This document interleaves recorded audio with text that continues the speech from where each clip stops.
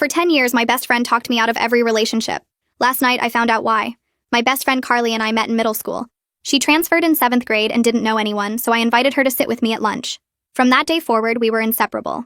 She was there for me through my parents' divorce, through my anxiety diagnosis, through every bad grade and every rejection letter. I trusted her more than anyone in my life.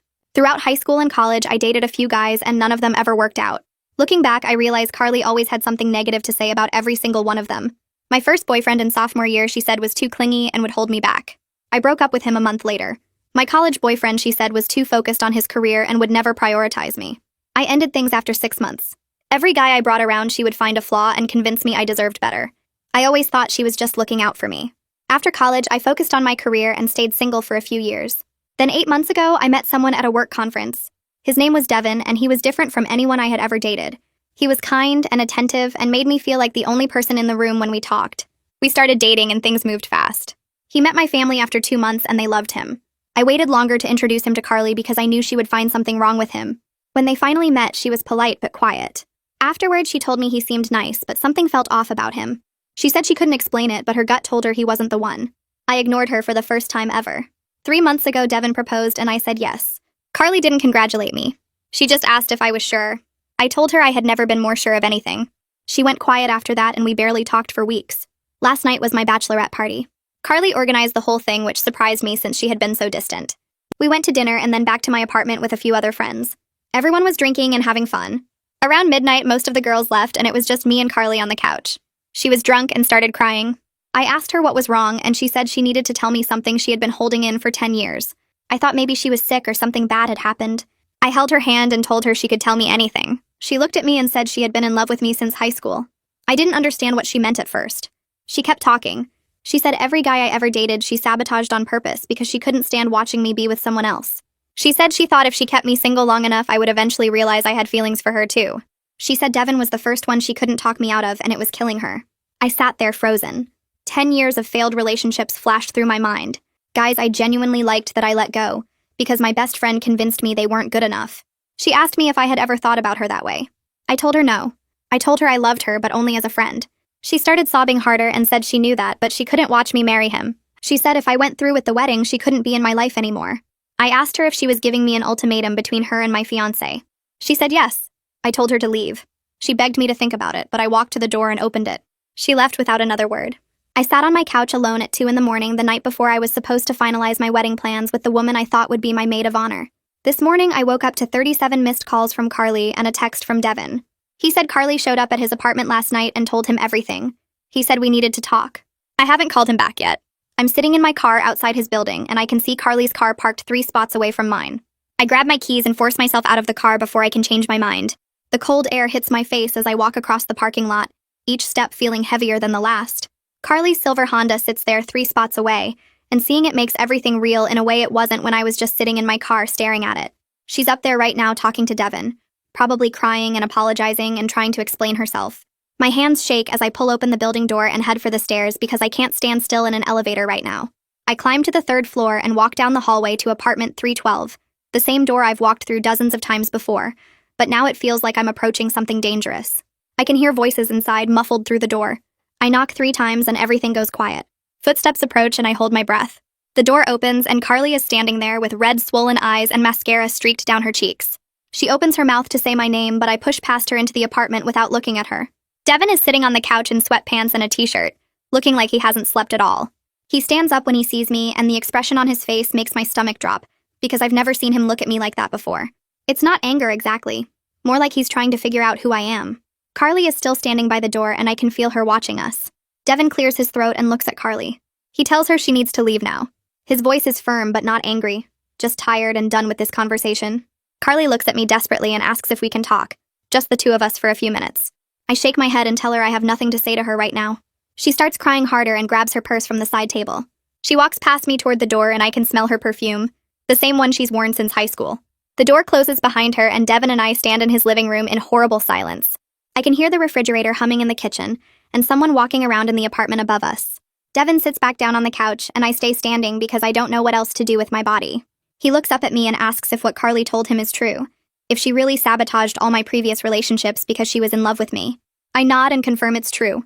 my voice coming out quieter than I meant it to. I watch him process this information, his face going through several emotions I can't quite read. He rubs his eyes with both hands and then puts his head in his hands. I sit down on the other end of the couch, leaving space between us that feels like a canyon. I start explaining everything that happened at the bachelorette party, how Carly got drunk and started crying and then confessed everything she'd been hiding for 10 years. Devin listens without interrupting, but I can see him thinking hard about what this means for us.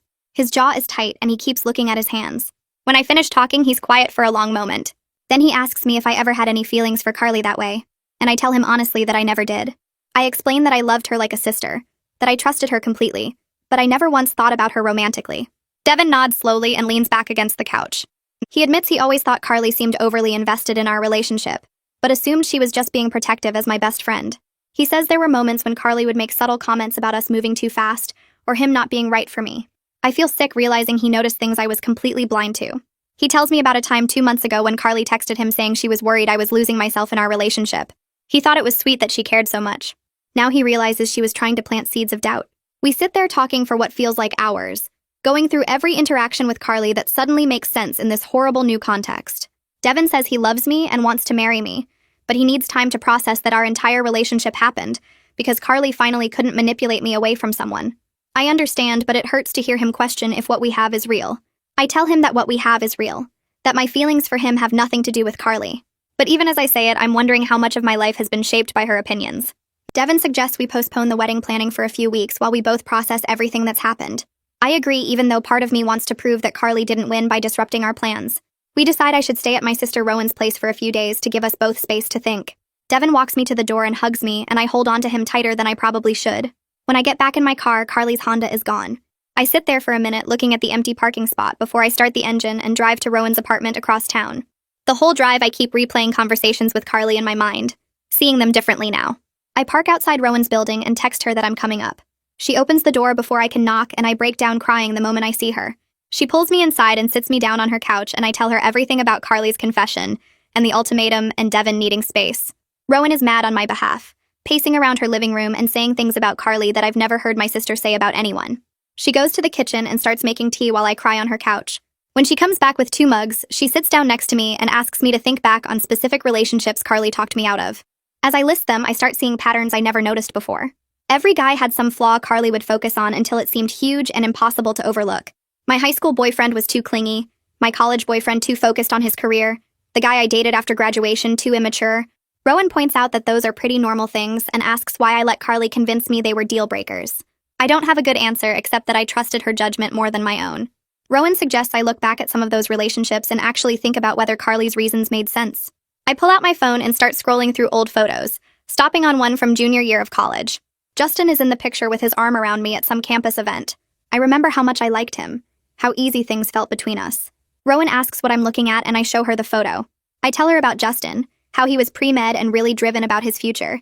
Carly kept telling me he was too focused on his career and would never make time for a real relationship. She said medical school would consume him and I'd always come second. I broke up with Justin after 3 months because I believed her. Rowan asks if I ever checked in with Justin after the breakup to see if Carly was right. The question hits me hard because I realize I never did. I just accepted Carly's version of events and moved on. I type Justin's name into social media and find his profile after a few seconds. His most recent photo shows him with a woman and a toddler at some park. The caption says something about family time being the best time. I click through more photos and see he got married 2 years ago. He looks happy. His wife is a teacher, and there are dozens of photos of them doing normal couple things, going on trips, celebrating holidays. I show Rowan the photos, and she points out that Justin clearly learned to balance his career and personal life just fine. The guy Carly said would never prioritize anyone over his ambitions is now posting about date nights and family dinners. I feel sick looking at the photos because I could have been part of that life if I hadn't listened to Carly. I wake up the next morning on Rowan's couch with my phone buzzing nonstop on the coffee table. My neck hurts from sleeping at a weird angle and my eyes feel swollen from crying. I grab my phone and see 17 missed calls from Carly, all from the past hour. There's also a long text message that fills my entire screen when I open it. I have to scroll to read the whole thing. Carly writes that she's sorry and she never meant to hurt me. She says she thought I would eventually see that we belonged together. She writes that every time she saw me with someone else, it felt like losing me all over again. She says she knows what she did was wrong, but she couldn't help her feelings. The message goes on and on with justifications and explanations. She ends by begging me to understand and asking if we can talk. I read it twice and then delete it without responding. I can't deal with her trying to make me see her side right now. Rowan comes out of her bedroom in pajamas and asks if I'm okay. I tell her about the calls and the message. She sits down next to me and asks if I want to block Carly's number. I say maybe, but not yet, because part of me isn't ready to completely cut her off, even though I'm furious. Rowan makes eggs and toast while I sit at her small kitchen table. She puts a plate in front of me and sits down with her own breakfast. We eat in silence for a minute before she brings up what we were talking about last night. She says she's been thinking about my pattern of letting Carly make decisions for me. I tell her I know I relied on Carly too much, but I thought she was just being a good friend. Rowan shakes her head and says it went beyond just relationships. She reminds me that when I was choosing my college major, I was torn between psychology and communications. I wanted psychology, but Carly said communications would give me more job options. Rowan points out that I ended up choosing communications partly because Carly kept pushing me toward it. I feel embarrassed because I remember those conversations now. Carly had strong opinions about everything from what classes I should take to what jobs I should apply for after graduation. I always thought she was helping me think things through, but now I see she was just steering me toward what she wanted. Rowan asks how many other decisions I made based on Carly's input instead of my own judgment. I don't have an answer because I'm starting to realize it was almost everything. My phone buzzes with a text from Devin asking if we can meet for coffee that afternoon. I text back immediately saying yes and asking what time. He suggests 2 o'clock at the coffee shop near his apartment. I agree and spend the next few hours trying to make myself look presentable. I shower and put on clean clothes and try to do something with my hair. Rowan offers to come with me for support, but I tell her I need to do this alone. I drive to the coffee shop and arrive 10 minutes early. Devin is already there sitting at a corner table. He looks terrible, like he hasn't slept much. There are dark circles under his eyes and his hair is messy. My chest hurts seeing him stressed because of my friendship drama. I sit down across from him and we both just look at each other for a second. He says he's been thinking about everything since yesterday, and he wants to understand the full scope of what Carly did. I nod and ask what he wants to know. He says he wants me to walk him through every relationship Carly sabotaged, and what reasons she gave me for ending them. I take a deep breath and start with my first boyfriend in high school. I tell Devin about each guy in order, explaining what Carly said was wrong with them. My sophomore year boyfriend was too clingy, according to Carly. My junior year boyfriend didn't have enough ambition. The guy I dated senior year was too focused on sports. Justin in college was too career-driven. The guy I dated after graduation was too immature. As I list them out loud, I hear how flimsy some of the arguments were. Devin listens carefully and then points out that the reasons Carly gave were often contradictory. Some guys were too attentive, others not attentive enough. Some were too ambitious, others not ambitious enough. He asks why I never noticed that Carly was basically finding fault with everyone regardless of their actual qualities. I tell him I don't know. I guess I just trusted her judgment more than my own. Devin leans back in his chair and rubs his face with both hands. He says it sounds like Carly wasn't evaluating these guys based on whether they were good for me. She was evaluating them based on whether they threatened her position in my life. I know he's right, but hearing it said out loud makes me feel stupid for not seeing it sooner. I tell Devin I'm questioning my own judgment now about everything. I say I don't know if I'm even capable of making good decisions about relationships if I let someone manipulate me for 10 years without noticing. Devin reaches across the table and takes my hand.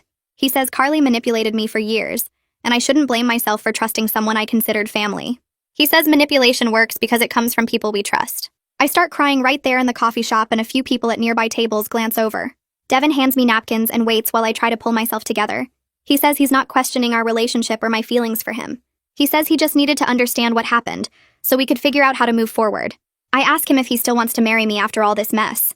He squeezes my hand and says, "Of course he does." He says Carly's actions don't change how he feels about me, but we need to make sure we're building our relationship on a solid foundation going forward. Devin says he thinks I should talk to a therapist about processing this betrayal. I agree it's probably a good idea because I'm clearly not handling it well on my own. He offers to help me find someone and pulls out his phone to search for therapists in the area. I'm grateful he's being so supportive even though he's hurt too. We spend the next 20 minutes looking at different therapist profiles and reading reviews. Devin suggests someone who specializes in relationship issues and betrayal. We agree that I should start seeing someone as soon as possible. Devin says we should also keep talking every day while I'm staying at Rowan's, so we can work through this together. I tell him I want that too. He walks me to my car and hugs me for a long time before I drive away. I feel slightly better knowing he's still committed to us even after everything that happened. Back at Rowan's apartment, I sit on her couch with my laptop and start seriously researching therapists. I find one named Elodie Lombard, who has good reviews and specializes in friendship betrayal and relationship issues. Her profile says she has experience helping people process trust violations and rebuild their sense of self. That sounds exactly like what I need. I call her office and the receptionist says she has an opening in 3 days. I book the appointment and feel slightly better having a concrete step to take. Rowan comes home from running errands and I tell her about meeting Devin and booking the therapy appointment. She says she's proud of me for taking action instead of just wallowing. She orders pizza for dinner and we watch movies on her couch. I keep checking my phone for more messages from Carly, but there's nothing new. Part of me is relieved and part of me feels weird about the silence after 10 years of constant communication.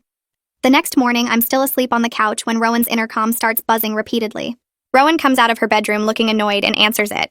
I hear Carly's voice through the speaker asking to come up. My whole body tenses. Rowan looks at me and I shake my head. She tells Carly firmly that I don't want to see her and she needs to leave. Carly's voice gets higher and she says she just wants to explain.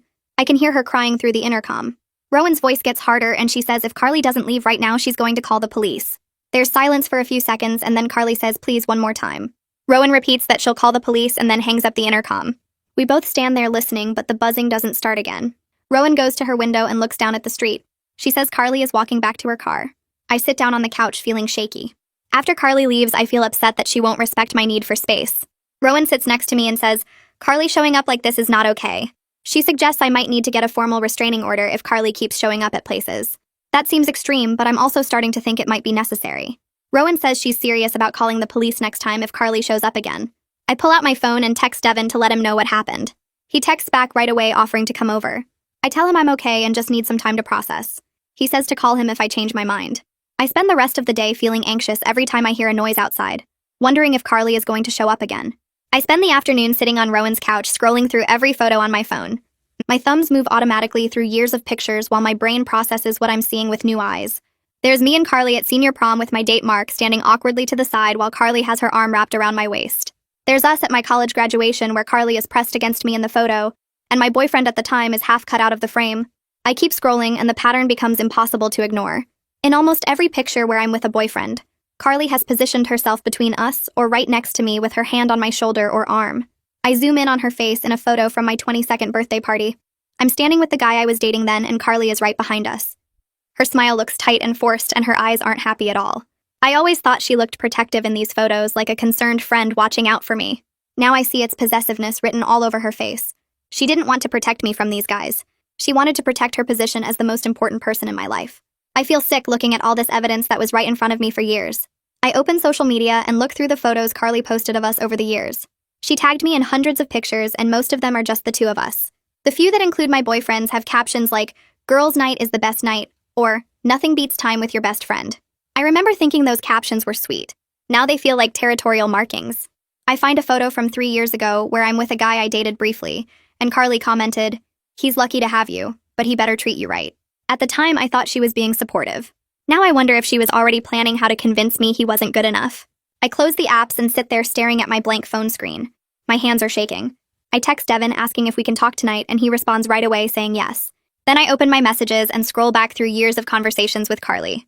I search for Justin's name and find dozens of messages where Carly complained about him to me. "He's working late again. When does he ever make time for you?"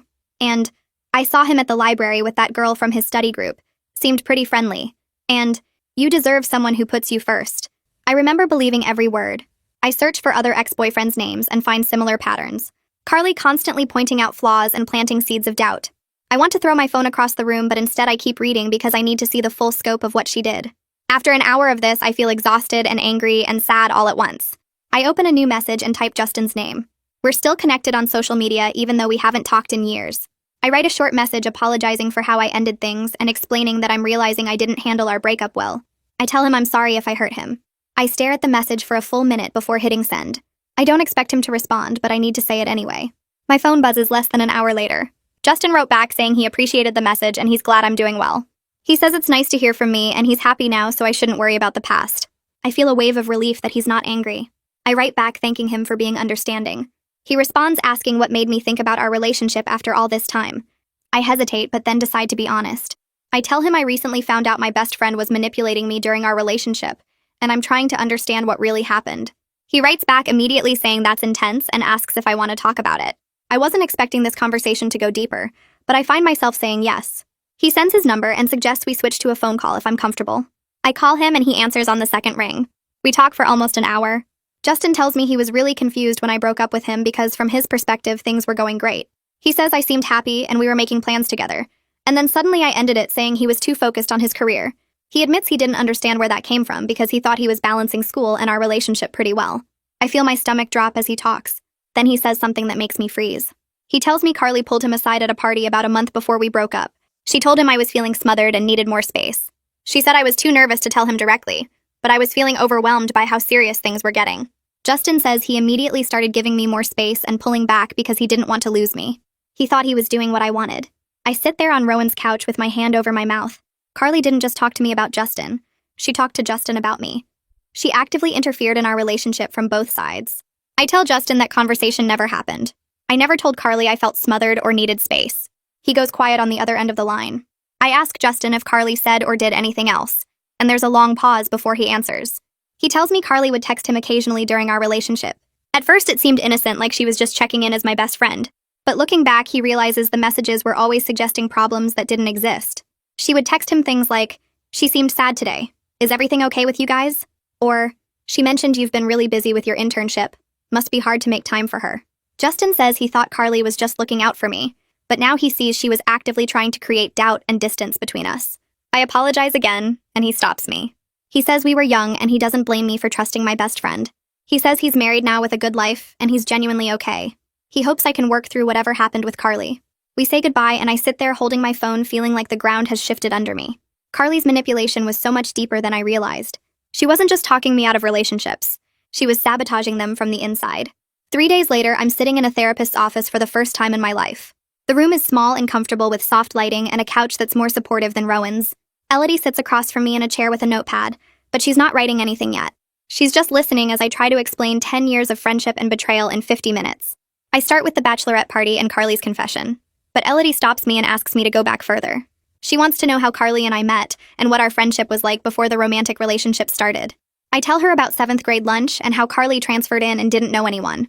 I explain how I was invited her to sit with me, and we became inseparable. Elodie asks what was going on in my life when I met Carly. I tell her my parents had just separated and I was struggling with anxiety, even though I didn't have a diagnosis yet. Carly was the one stable thing in my life when everything else felt chaotic. Elodie nods and writes something down. She asks if I had other close friends at that time, and I realize I didn't. I had Carly, and that was enough. Elodie asks more questions about my family and my anxiety and how Carly supported me through difficult times. I start to see where she's going with this. Elodie suggests that Carly recognized my vulnerability during a really difficult period in my life. My parents were divorcing, and I was dealing with anxiety, and I desperately needed someone stable to hold on to. Carly positioned herself as that person. She became the one relationship I could count on when everything else was falling apart. Elodie explains that this gave Carly power over me.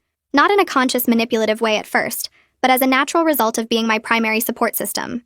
Then over the years, as I started dating people, those relationships threatened Carly's position as the most important person in my life. So she used the power she had built up to eliminate the threats. She convinced me that these guys weren't good enough, and I believed her because I had been trained to trust her judgment completely. Hearing it explained this way makes me feel angry and sad at the same time. I'm angry at Carly for taking advantage of a scared middle schooler who just needed a friend. But I'm also sad for that scared kid I was who was so desperate for stability that I gave someone else complete control over my life decisions. Elodie says both feelings are valid and I should let myself experience them. The session ends and I schedule another appointment for next week. I sit in my car in the parking lot for 10 minutes before I can drive away. Devin and I meet for dinner at a quiet restaurant neither of us has been to before. I wanted neutral territory where we wouldn't have memories attached to the space. He's already sitting at a table when I arrive and he stands up to hug me. We order food and make small talk about work and Rowan and the weather. Then I tell him what I learned from Justin about Carly's direct interference. I explain how she talked to Justin behind my back and created problems that didn't exist. Devin listens carefully and doesn't interrupt. When I finish, he's quiet for a long moment.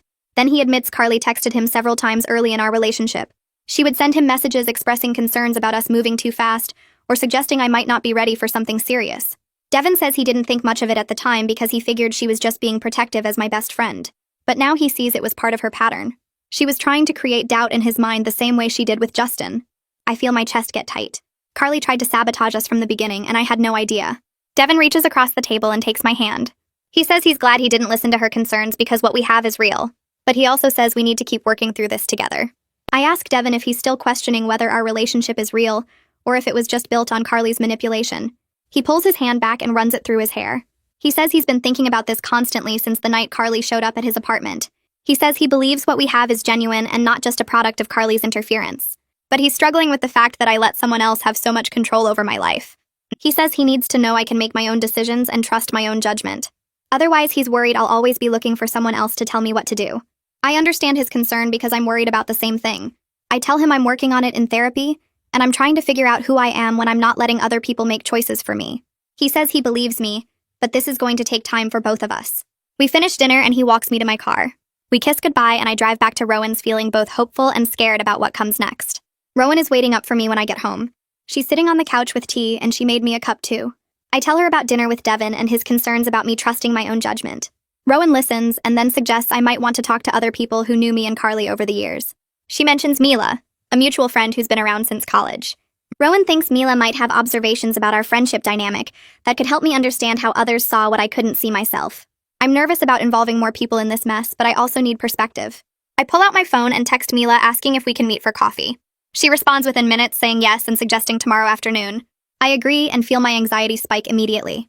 I don't know what Mila is going to tell me, but I need to hear it. The next day, I arrive at the coffee shop early and order a drink I don't really want. Mila walks in right on time and her face is full of concern before she even sits down. She hugs me tight and asks how I'm doing. I give her a brief overview of what happened at the bachelorette party and Carly's confession. Mila's eyes get wide, but she doesn't seem completely shocked. I ask her if she ever noticed anything strange about how Carly acted around my boyfriends. Mila hesitates, and I can see her choosing her words carefully. She finally admits she always thought Carly was possessive of me. She says it wasn't obvious enough to say something about, but there were little things over the years that made her uncomfortable. I lean forward and ask her to tell me everything. Mila sets down her coffee cup and looks at me carefully before she starts talking. She tells me about a party sophomore year of college where I brought my boyfriend at the time, and Carly spent the whole night making group plans for the following weekend. Mila says Carly kept suggesting activities she knew my boyfriend wouldn't enjoy, and when he said he'd probably skip it, Carly acted like that was totally fine. Mila noticed Carly did this constantly, creating situations where my boyfriends would naturally exclude themselves, rather than Carly having to directly tell them they weren't welcome. She describes another time junior year when our friend group planned a beach trip, and Carly told everyone the house only had room for 6 people when it actually slept 8. My boyfriend at the time didn't get invited, and I just accepted Carly's explanation that we'd run out of space. Mila says she asked Carly about it later, and Carly got defensive, insisting she was just trying to give me quality time with my friends without boyfriend drama. I feel my face getting hot as I realize how many times this probably happened without me noticing. Mila mentions a Halloween party where Carly organized costumes for our whole friend group, but somehow forgot to include my date in the planning, making him feel awkward and left out all night. She says at the time she thought maybe Carly was just scatterbrained about including +1s, but looking back it seems way too consistent to be accidental. I ask Mila why she never said anything to me, and she admits she didn't want to cause problems in our friendship over what seemed like small things. She figured if it really bothered me, I would notice it myself and speak up. I understand her reasoning, but part of me wishes someone had pointed this out years ago. I stir my coffee even though I'm not drinking it and ask Mila if she thinks I'm doing the right thing by cutting Carly completely out of my life. Mila is quiet for a moment and I can see her thinking carefully about how to answer. She finally says she gets why I'm hurt and angry because what Carly did was manipulative and wrong. But she also says she thinks Carly really did believe she was in love with me, and probably convinced herself over the years that she was protecting me from guys who weren't good enough. Mila says that doesn't make it okay, but it might explain why Carly could justify her behavior to herself for so long. She mentions that Carly probably saw every guy I dated as a threat to our friendship, and to her secret hope that I would eventually return her feelings. I appreciate that Mila is trying to help me see Carly's perspective, but I'm not ready to feel sympathy for her yet. Mila reaches across the table and squeezes my hand, telling me she supports whatever decision I make about Carly. She says I need to do what's best for my own mental health and my relationship with Devin, and if that means keeping Carly out of my life, then that's completely valid.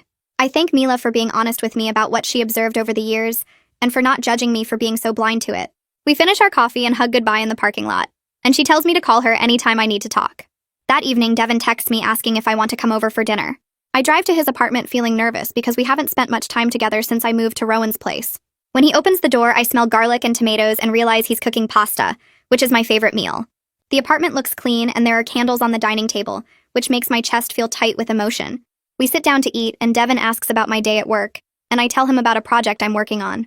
He tells me about a meeting he had with a difficult client, and we laugh about something his coworker said.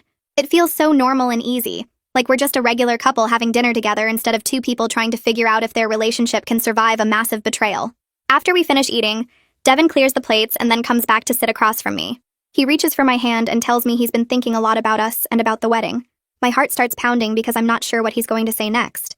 He tells me he's ready to move forward with planning the wedding if I am.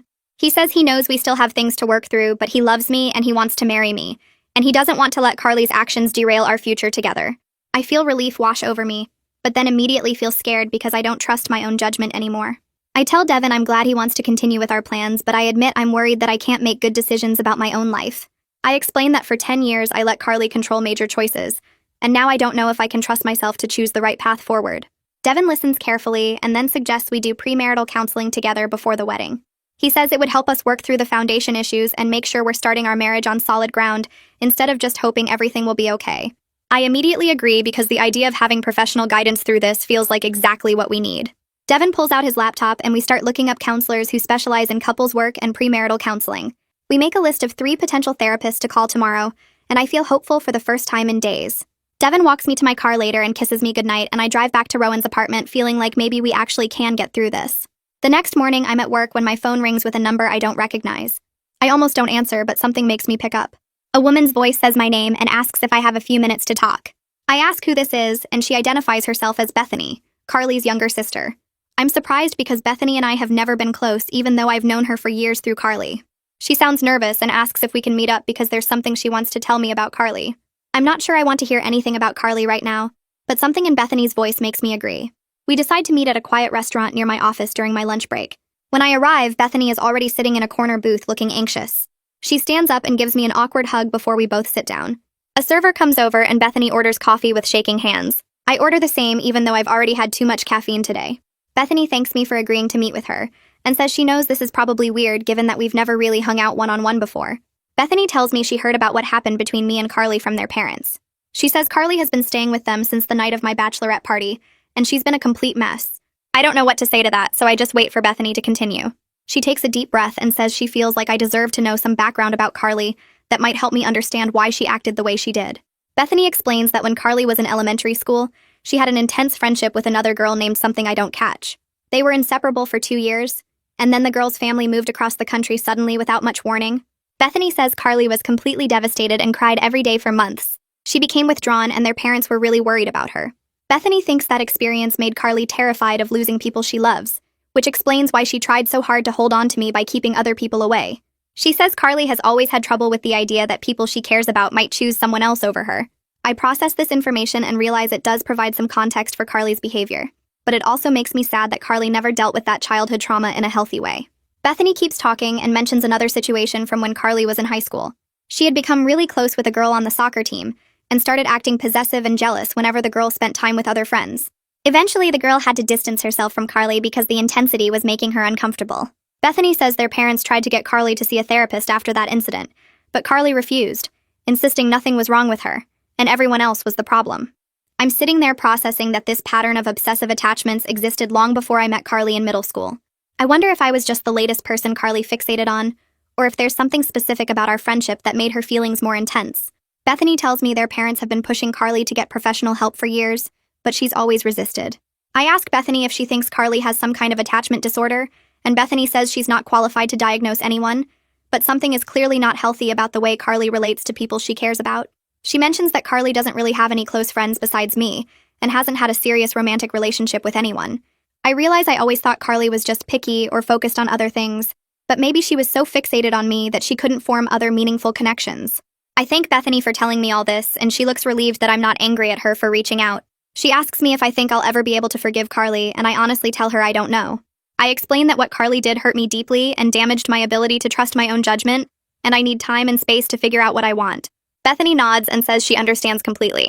She tells me she's not trying to make excuses for Carly or convince me to forgive her. She just wanted me to have the full picture of who Carly is and why she might have acted this way. I appreciate that Bethany respects my boundaries and isn't pushing me toward reconciliation. She writes her phone number on a napkin and slides it across the table, telling me I can call her anytime if I want to talk more about Carly's history, or if I just need someone to listen. We finish our coffee and I head back to work, feeling like I have a better understanding of Carly, but still no clarity about what I want to do with that information. A few days later, I have my regular therapy appointment with Elodie. I tell her about my conversation with Bethany and everything I learned about Carly's past. Elodie listens carefully and takes notes while I talk. When I finish, she asks me how this new information makes me feel about what Carly did to me. I admit it helps me understand where Carly's behavior came from, but it doesn't change the fact that she manipulated me for 10 years. Elodie nods and says that's exactly the right perspective to have. She explains that understanding someone's past trauma and psychological issues can provide context for their behavior, but it doesn't excuse the harm they caused. I'm allowed to be angry about the manipulation and betrayal, even if I understand that Carly was coming from a place of pain and fear. Elodie says a lot of people struggle with this because they think understanding someone's motivation means they have to forgive them, but those are actually two separate things. She tells me I can have compassion for what Carly went through as a child, while still maintaining firm boundaries to protect myself. I feel validated hearing this because part of me was worried I was being too harsh by cutting Carly out completely. Elodie assures me that prioritizing my own mental health and my relationship with Devin is not only reasonable, but necessary. She asks me if knowing about Carly's attachment issues changes anything about how I want to move forward, and I tell her it doesn't. I still need space from Carly to heal and figure out who I am without her influence. Devin and I have our first premarital counseling session with a therapist named Aiden Palmer, who came highly recommended. We sit together on a couch in Aiden's office while he sits across from us in a chair. He asks us to explain why we're seeking counseling, and Devin and I take turns describing the situation with Carly. Aiden listens without interrupting, and I can see him processing everything we're telling him. When we finish, he asks some clarifying questions about our relationship timeline and how we met. Then he asks us both what we need from each other to move forward in a healthy way. Devin speaks first and says he needs me to demonstrate that I can make my own decisions without constantly looking for external validation. He explains that he's worried I'll always be looking for someone else to tell me what to do if I don't learn to trust my own judgment. I understand his concern because it's the same thing I'm worried about. When it's my turn, I tell Aiden and Devin that I need patience while I learn to trust myself again. I explain that I've spent 10 years deferring to Carly's opinion on major life decisions, and it's going to take time for me to develop confidence in my own choices. Aiden writes some notes and then tells us both that these are very reasonable needs, and we can absolutely work on them together. He suggests we meet weekly for the next few months leading up to the wedding to build a strong foundation for our marriage. Devin reaches over and takes my hand, and I feel hopeful that we're taking the right steps to protect our relationship. Aiden hands us a worksheet before we leave and explains the homework assignment. We're supposed to make 3 decisions on our own this week, without asking each other's opinion first, then come together and talk about what we decided and why. The decisions can be small things like what to make for dinner, or bigger things like how to handle a work situation, but the point is, we each have to trust our own judgment before bringing the other person into it. I fold the paper and put it in my purse, feeling nervous about the whole thing. Devin squeezes my hand in the parking lot and tells me he knows this feels weird, but he believes I can do it. I want to believe him, but part of me still feels like I don't know how to make decisions without someone else's input validating them first. That night, I sit on Rowan's couch with my phone in my hands, staring at the long list of unread messages from Carly. There are texts and voicemails and even a few emails, all of them begging me to talk to her or at least let her explain. I've been ignoring all of them, but Elodie said in our last session that I need to set a clear boundary instead of just going silent. I open a new message and type carefully, reading it over 3 times before I send it. I tell Carly I need her to stop contacting me while I process everything that happened. I explain that her confession and the ultimatum she gave me destroyed 10 years of trust, and I can't just pretend none of it happened. My finger hovers over the send button for a full minute before I finally press it. Within 30 seconds, my phone buzzes with her response. She's begging for a chance to explain in person, saying there's so much I don't understand about why she did what she did. I read the message once and then put my phone face down on the coffee table without responding. Rowan comes home from work the next day and finds me scrolling through apartment listings on my laptop. She sits down next to me and asks what I'm doing, and I tell her I think it's time for me to get my own place. I've been staying with her for over a week now, and while she's been amazing about it, I can't live on her couch forever. Rowan looks at the screen and asks if Devin and I talked about me moving back in with him. I admit we discussed it, but we both agreed I need my own space right now while we work through things in counseling. Rowan nods and pulls the laptop closer, clicking through listings with me. We find a small studio apartment that's available immediately, and the rent is reasonable. I call the landlord right there and schedule a viewing for the next morning. Devin texts me later asking how my day was, and I tell him about the apartment. He asks if I'm sure about living alone, and I say, I think I need to do this. He responds that he understands and offers to help me move when the time comes. The studio apartment is tiny, but it has big windows and hardwood floors that make it feel less cramped.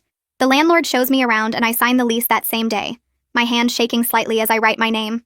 Moving day comes faster than I expected, and Devin shows up with his truck to help me pack my stuff from our shared apartment. Walking back into the place we live together feels strange and sad. My clothes are still in the closet and my books are still on the shelf, and it looks like I just stepped out for the day instead of leaving for over a week. Devin and I work quietly, boxing up my things and loading them into the truck. When we're almost done, he sits on the edge of the bed and I can see he's trying not to cry. I sit next to him and he takes my hand, reminding me that this is temporary while we work on ourselves and our relationship. He says it's not a breakup, and I nod, even though part of me is terrified it might turn into one. My first night alone in the studio apartment, I can't sleep. Every sound seems too loud and the space feels empty in a way that makes my chest tight. I've never lived completely alone before. In college, I had roommates. Then I moved in with Devin, and before that, I lived at home with my parents. Even during my parents' divorce, I had my mom or my dad around, depending on which house I was staying at. Now it's just me in this small room with my boxes still unpacked against the walls. I get up and make tea at 2 in the morning, sitting on the floor because I haven't bought any furniture yet besides a bed. The quiet is overwhelming, but also kind of peaceful in a way I didn't expect. Nobody is here to tell me what to do or what to think, or whether I'm making the right choices. It's just me. In my next therapy session with Elodie, I talk about how I've realized I've never really been on my own. I've always had either Carly's influence or a boyfriend, or my family making decisions with me or for me. Elodie asks how it feels to be alone now, and I tell her it's scary, but also exciting. She leans forward and says this time, alone might be exactly what I need to figure out who I am when I'm not defining myself through relationships. The idea makes my stomach flip because I'm not sure I know who that person is. Elodie gives me homework too, separate from what Aiden assigned. She wants me to spend time each day doing something just for myself without thinking about what anyone else would want me to do. I agree to try even though I have no idea where to start. I start making small decisions on my own without asking anyone's opinion. Tuesday night, I stand in front of my open fridge trying to decide what to make for dinner, and I realize my first instinct is to text Devin or call Rowan to ask what they think I should eat. Instead, I close my eyes and think about what I actually want. I end up making pasta with butter and garlic because it sounds good to me, not because anyone else suggested it. Wednesday, I pick a movie to watch without scrolling through options for 30 minutes waiting for someone to tell me what's good. Thursday, I buy a small plant for my apartment and choose the one I like instead of worrying if it's the right choice. These tiny decisions feel significant because I'm not second-guessing myself or reaching for my phone to ask Carly what she thinks. When Devin and I talk on Friday, he tells me I seem different, more sure of myself. I ask him what he means, and he says I'm not asking for his validation on every little thing anymore. The observation makes me feel proud and sad at the same time. Saturday morning, I wake up to an email from Carly with the subject line, "Please read this." I almost delete it without opening, but something makes me click on it. The email is long, probably 2,000 words, detailing everything she claims she did to protect me over the years. She writes about how she saw me getting hurt by guys who didn't deserve me, and she couldn't stand by and watch it happen. She lists specific examples of times she talked me out of relationships and explains her reasoning for each one. She says she knows I'm angry, but she needs me to see her perspective and understand she was trying to keep me safe. I read the whole thing once and then delete it from my inbox. Her justifications don't change what she did. She still manipulated me for 10 years and sabotaged relationships because she wanted me for herself, not because she was actually protecting me. In my next session, Elodie asks if I responded to the email and I say no. She tells me Carly may never fully accept responsibility for the manipulation, and I need to make peace with that fact. Some people can't admit when they've hurt others because it would mean facing something too painful about themselves. My phone buzzes with a text from Bethany while I'm grocery shopping. She says Carly finally started seeing a therapist to work on her attachment issues, and she thought I should know. I stand in the produce section reading the message 3 times.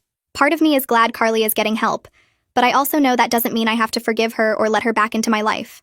I text Bethany back thanking her for the update and saying I hope therapy helps Carly build healthier relationships in the future. Bethany responds asking if I think I'll ever be able to be friends with Carly again, and I tell her honestly that I don't know. Right now, Bethany says she understands and tells me to take care of myself. Devin texts me on Thursday asking if I'm free Saturday night, and when I say yes, he tells me to dress nice. Saturday evening, he picks me up from my apartment and drives us to the restaurant where he proposed 3 months ago. We sit at the same table by the window and order wine, and I realize this is the first time we've been back here since that night. Devin reaches across the table and takes my hand, saying he wanted to celebrate our 3-month engagement anniversary. We talk about how different our relationship feels now compared to before Carly's confession. I admit that even though everything that happened was painful and hard, I think we're actually stronger now. Devin agrees and says the crisis forced us to examine our foundation and rebuild it in a way that's more solid. We spend 2 hours at dinner just talking and laughing, and I feel more connected to him than I have in weeks. Our next premarital counseling session with Aiden starts with him asking if we're ready to set a new wedding date since we postponed all the planning. Devin looks at me and I realize I don't feel the anxious knot in my stomach that I would have felt a month ago. I tell Aiden I'm ready, and Devin smiles, saying he's been ready all along. Aiden asks us what changed, and I explain that I feel more confident in my own judgment now, and I'm not looking for someone else to validate my decisions. Devin adds that he sees me making choices independently, and trusting myself in ways I didn't before. Aiden writes some notes and tells us this is exactly the kind of growth he was hoping to see. He asks us to think about a date that feels right to both of us, and we can finalize it in our next session. Devin and I pick up my phone and schedule my final appointment with Elodie for 2 weeks from now, right before the wedding. The time between now and then passes quickly as I keep working on myself and spending time with Devin.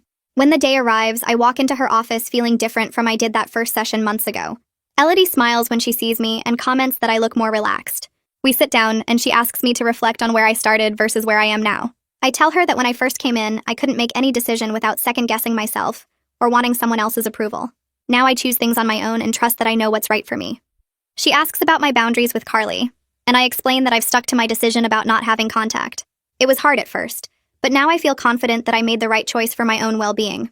Elodie nods and says that's real growth, being able to put my own needs first, even when it feels uncomfortable. We talk about my excitement for the wedding, and she asks if I have any doubts about marrying Devin. I tell her honestly that I don't, that I'm excited to marry him because I love him, and we've built something real together. She points out that this is completely different from how I talked about relationships before, when I was always looking for external validation. Now I'm making this choice from a place of confidence and self-awareness. Elodie tells me she's proud of the work I've done over these months, and I should be proud too. For the first time, I actually believe her instead of brushing off the compliment. I thank her for helping me learn to trust myself, and she says I did the hard work. She just guided me through it. We shake hands, and I leave her office knowing this is probably the last time I'll see her. The thought doesn't scare me because I feel ready to move forward on my own. The week before the wedding, everything becomes busy with last-minute preparations and people arriving from out of town. Devin's parents fly in 3 days early, and we meet them for dinner at a nice restaurant downtown. His mom hugs me tight and tells me how happy she is that Devin found someone who loves him so much. I realize they never doubted our relationship even when things got difficult with the Carly situation. They supported us through it without judgment or pressure. Devin's dad asks about the final details and seems genuinely interested in hearing about the flowers and music we picked. After dinner, his mom pulls me aside and says she can see how good Devin and I are together, that we bring out the best in each other. Her words mean a lot because I know she's not just being polite. My own parents arrive the next day, and even though they've been divorced for years, they're both kind and supportive. My mom helps me pick up my dress from the final alterations, and my dad takes Devin out for drinks to get to know him better. At the rehearsal dinner, both my parents sit at the same table and chat pleasantly with Devin's family. I catch Rowan's eye across the room, and she gives me a thumbs up, clearly impressed that our parents are behaving so well. The dinner goes smoothly with toasts and laughter, and I feel surrounded by people who genuinely care about both of us. Devin squeezes my hand under the table, and I know he's feeling the same thing. His best friend gives a funny speech about how Devin talked about me constantly after we first met. My mom gets a little teary during her toast, but keeps it together. When the evening ends, I hug my parents and Devin's parents and feel grateful that we have this support system starting our marriage. On my wedding day, I wake up in my studio apartment at 6 in the morning feeling surprisingly calm. I make coffee and sit by the window watching the sun come up over the buildings. In a few hours, I'll be getting married, and instead of feeling nervous, I just feel certain. Rowan arrives at 8 with breakfast and her makeup kit. She sets everything up on my bathroom counter and tells me to eat something before we start getting ready. While I'm eating, she says she's proud of how I handled everything with Carly, and how much I've grown over the past few months. I tell her I couldn't have done it without her letting me stay with her and being there when I needed to talk. She waves off my thanks, but I can tell she's pleased. We start the process of hair and makeup, and Rowan keeps me entertained with stories about her own wedding years ago. Around 11, my mom arrives to help me into my dress. The three of us work together to get all the buttons fastened and the veil positioned correctly. When I look in the mirror, I barely recognize myself. My mom starts crying, and Rowan hands her a tissue while rolling her eyes affectionately. I think about the night of the bachelorette party when I sat alone on my couch feeling betrayed and confused. That version of me feels like a different person now. I'm not the same woman who let Carly make decisions for her, or who doubted her own judgment constantly. I've learned to trust myself and set boundaries and choose what I want, instead of what someone else thinks I should want. My mom asks if I'm ready, and I nod, picking up my bouquet. We head downstairs where a car is waiting to take us to the venue. The ceremony takes place in a garden venue with white chairs set up in rows and flowers everywhere. I stand at the back with my dad and watch the guests take their seats. Devin's family fills the right side and mine fills the left. I see Mila sitting near the front, and she waves when she catches my eye. The music starts and my bridesmaids walk down the aisle one by one. Rowan goes last as my maid of honor and takes her place at the front. Then it's my turn, and my dad offers me his arm. We walk slowly down the aisle, and I see Devin waiting at the altar in his suit looking nervous and happy. When we reach the front, my dad kisses my cheek and places my hand in Devin's. The officiant begins speaking, but I'm focused on Devin's face and the way he's looking at me like I'm the only person in the world. We exchange our vows, and I mean every word I say about loving him and choosing him and building a life together. When Devin says his vows, his voice cracks with emotion, and I have to blink back tears. The officiant pronounces us married, and Devin kisses me while everyone claps. We walk back down the aisle together as husband and wife, and I feel genuinely happy and confident about our future. This choice was completely mine, made with clear eyes and a strong sense of who I am. Our relationship survived a major crisis, and came out stronger because we were honest with each other and willing to do the work. As we step outside into the sunlight, Devin spins me around and laughs, and I know that whatever comes next, we'll face it together as partners who respect and trust each other completely.